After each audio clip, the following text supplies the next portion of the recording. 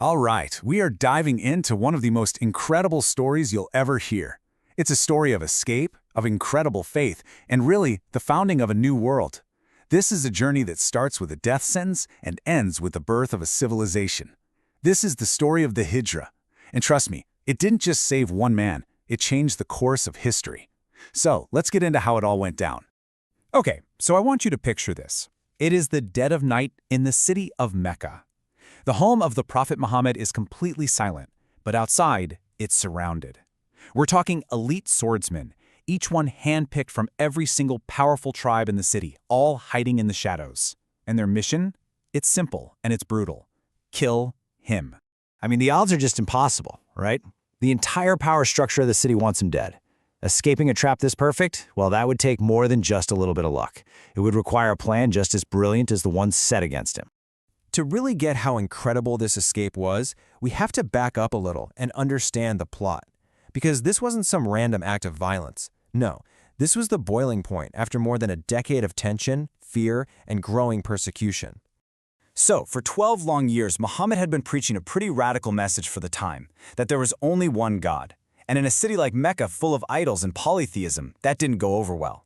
As his group of followers grew, so did the anger from Mecca's leaders. The situation eventually got so dangerous that many of his followers had to secretly flee to a welcoming city up north, a place called Yathrib. Now, this slow migration was absolutely terrifying to Mecca's ruling tribe, the Quraysh. And their fear wasn't just about religion, it was strategic. They saw this rival power center forming in Yathrib, an organized Muslim community they couldn't control. But the biggest fear? Losing their grip on the vital trade route to Syria. That route was the lifeblood of their entire economy, and it just so happened to pass right by the city where all their enemies were gathering.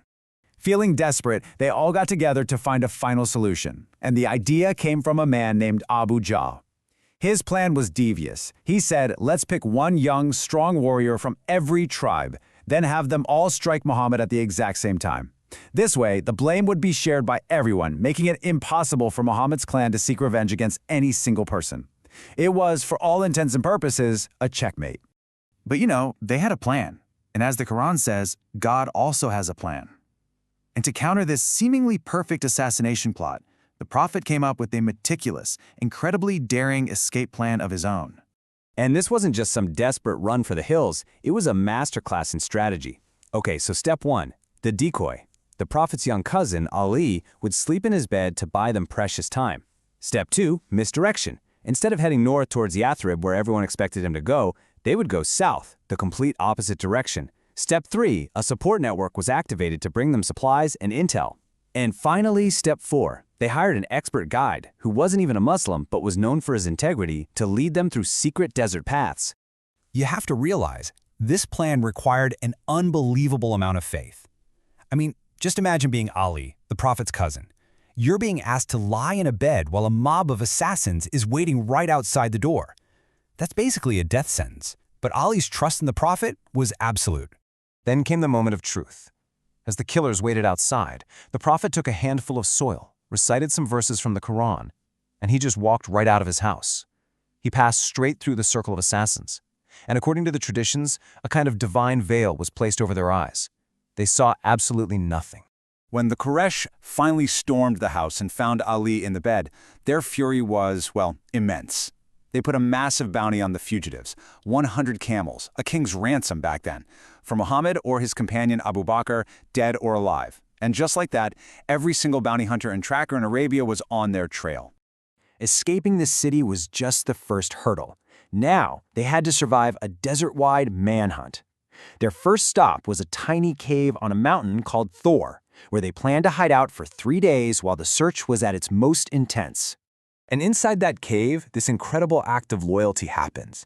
Abu Bakr had been blocking all the little holes in the cave wall to protect the Prophet, and as the Prophet slept with his head on Abu Bakr's lap, a snake bit Abu Bakr's foot. Despite this searing pain, he didn't move a muscle, didn't make a sound, because he was afraid of waking his friend. It was only when a tear, from the sheer pain, fell on the Prophet's face that he woke up and miraculously healed the wound. The tension must have been just unbearable. The trackers, following their footprints, made it right to the entrance of the cave. I mean, they were so close, just inches away from being discovered. Abu Bakr whispered that if the men just looked down at their feet, they would be seen. It was over. But in this moment of just extreme danger, the Prophet's calm was absolute. He turned to his terrified friend and said these words that are now famous, "Do not be sad, Allah is surely with us." It was a display of complete and total faith in a higher plan. And then came the miracle that saved them. As the trackers stood there arguing about whether to search the cave, one of them pointed to a perfect spider's web spun right across the entrance. He apparently said, "By God, I believe this web was here before Muhammad was even born." Convinced the cave was empty, they turned around and left. A fragile, delicate spider's web had just defeated the most powerful men in Mecca. After 3 days hiding, they continued their journey, and when they finally arrived in Yathrib, the mission changed completely. It wasn't about survival anymore. Now it was about creation. The task ahead was to build a brand new community, basically from scratch. So, this new society was made up of two main groups. You had the Muhajirun, which means the emigrants.